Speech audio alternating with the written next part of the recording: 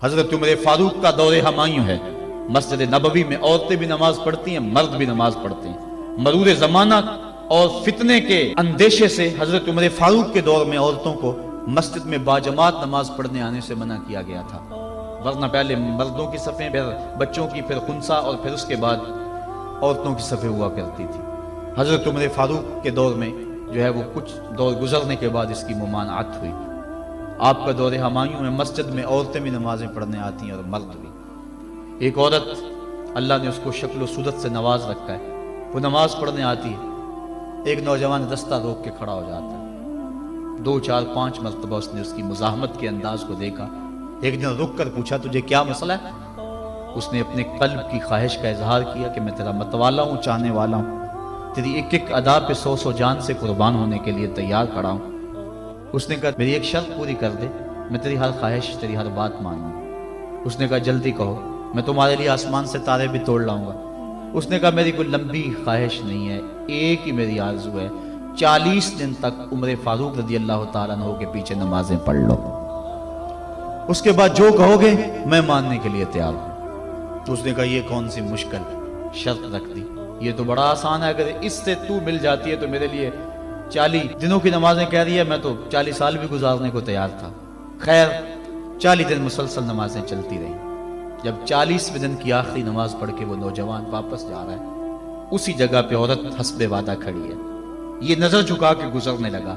اس نے کہا میں وعدے کے مطابق کھڑی ہوں۔ کہا اب تیری ضرورت نہیں رہی، عمر نے دل کا تعلق رب سے جوڑ دیا۔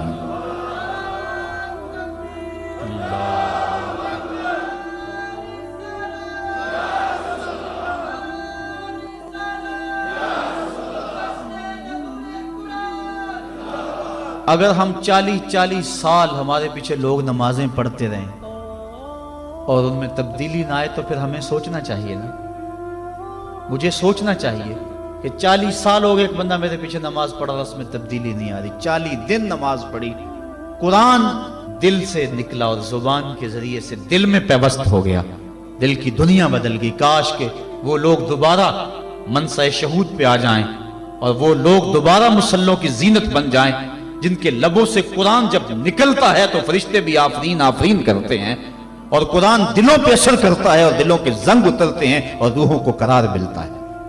آج امت کے لیے ابتلا اور آزمائش کے مرحلے طویل سے طویل تر ہوتے چلے جا رہے ہیں۔ اس کا ایک سبب یہ ہے کہ جو امت کے رہنما ہیں وہ درد کی دولت سے خالی ہیں، واعظ قوم کی وہ پختہ خیالی نہ رہی، برق طبعی نہ رہی، شعلہ مکالی نہ رہی، رہ گئی رسم آذاں روح بلالی نہ رہی، فلسفہ رہ گیا تلقین غزالی نہ رہی، مسجد مرثیہ خواہیں کہ نمازی نہ رہے، یعنی صاحب اوصاف وہ حجازی نہ رہے۔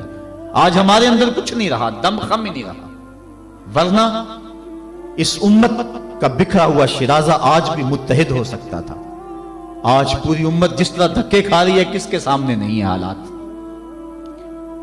کبھی ہمارا کردار لوگوں کو زندگی کی راہیں دکھایا کرتا تھا، آج ہمیں دیکھ کے لوگ دین سے بدظن ہوتے چلے جا رہے ہیں۔ حضرت نبی رحمت صلی اللہ علیہ وآلہ وسلم کی سیرت پر مشتمل ایک کتاب لکھی گئی ہے عرب کا چاند، اور اس کا رائٹر ہے سوامی لکشمن پرشاد، انڈیا کا رہنے والا ہے۔ اس نے حضور کی سیرت پر 200-250 صفحات پر مشتمل کتاب لکھی۔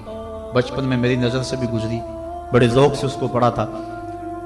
سوامی لکشمن پرشاد سے انٹرویو کیا گیا کہ تو نے حضور کی سیرت پہ کتاب لکھی ہے، اتنا بڑا کام کیا، تو کلمہ پڑھ کے حضور کا غلام کیوں نہیں بن جاتا؟ جس انداز سے تو نے محبت کے موتی بکھیرے ہیں اور الفتوں کے پھول اس کتاب میں تو نے اگائے ہیں، تو کیوں نہیں کلمہ پڑھ کے حضور کا غلام بن جاتا؟ تو لالو کا جواب سنیے، ہماری آنکھیں کھول دینے کے لیے کافی ہے، اور اتنا زناٹے دار تماچا ہے، اگر ہم محسوس کریں تو صدیوں اس کی کسک نہ جائے، اگر نہ محسوس کریں تو وہ ایک گاڑی کے پیچھے لکھا تھا عقل نہ ہو تو موجیں موجیں، لیکن اگر سمجھنے کی بات ہو تو اتنی بڑی تنبیہ ہے کہ پاؤں کے نیچے سے زمین نکل جاتی ہے اور ہمیں اپنے وجود سے شرم آتی ہے، ہمارے جسم کا ایک ایک رواں پسینے سے شرابور ہو جاتا ہے۔ سوامی لکشمن پرشاد نے جواب دیا، کہا جب میں حضور کی سیرت لکھنے بیٹھا، بڑی بڑی امہات کتب سیر کو پڑھا، اور اس کے نتیجے میں نے یہ کتاب تیار کی ہے، हुजूर की सीरत के रोशन गोशे और हुजूर की जिंदगी के दरख्शां बाब जब मैंने देखे तो ये जज्बा मेरे दिल में अंगड़ाइयां लेने लगा कि मैं देर क्यों करता हूं, हुजूर का गुलाम क्यों नहीं बन जाता। लेकिन जब मैं मुसलमानों के किरदार को देखता हूं तो मैं कहता हूं मैं हिंदू ही ठीक हूं। हमारा किरदार लोगों के ईमान के रास्ते में रुकावट बना हुआ है। जब अमेरिका के खिलाफ नारे लग रहे थे, उन नारे लगाने वालों में मैं भी शामिल था, लेकिन एक बात मैंने कही थी, मैंने कहा आज हम दुनिया की इस ताकत के साथ टक्कर देने की बात तो करते हैं, लेकिन हमने कभी अपने किरदार को झांक करके भी देखा।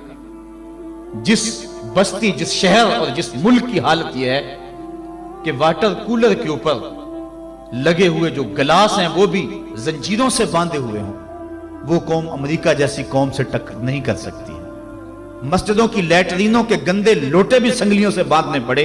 जिस कौम का यह किरदार है, क्या वो कौम पनप सकती है, जहान में नशो नमा पा सकती है? हम तो इस कदर गिरावट का शिकार हैं, हम इस कदर गिरे हुए हैं कि हमारी लैटरीनों के गंदे लोटे वो भी बांध के रखने पड़ते हैं, वरना हम इतने चोर हैं कि वो भी उठा के ले जाएं। तो जिस कौम का यह हाल हो, वो कौम क्या दुनिया की ताकतवर कौमों की आंखों में आंखें डाल के बात कर सकती है?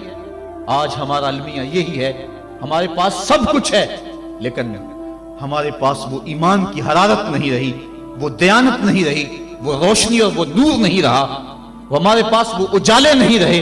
कुरान ने हमें जो जिंदगी गुजारने का ढब दिया है, हमारे पास वो ढब नहीं रहा। हमारी जिंदा लाशें लोगों के ईमान के रास्ते में रुकावट बनी हुई है। वरना हम अपने सदर इस्लाम में देखते हैं और बात की कहानियां पढ़ते हैं तो दंग रह जाते हैं। इमाम मोहम्मद का जनाजा उठता है तो एक यहूदी आगे बढ़ के जनाजे की चारपाई को कंधा देने की ख्वाहिश करते हुए आगे बढ़ता है, और जो ही कंधा इमाम मोहम्मद के जनाजे की चारपाई पे छूता है तो उसके लबों पे कलमा जारी हो जाता है। हमारे बुजुर्गों की लाशें भी दीन दिया करती थी, उनकी मैयतें भी लोगों को कलमा दिया करती थी, और हमारी जिंदा लाशें लोगों को इस्लाम से हटा रही हैं। मैंने और आपने अपने रवैये को देखना है, अपने अमल पे गौर करना है। हुजूर ने फरमाया अल्लाह उस शख्स के चेहरे को तरोताजा रखे जिसने मेरे से कोई हदीस सुनी, फिर जैसे सुनी उसको वैसे आगे पहुंचा।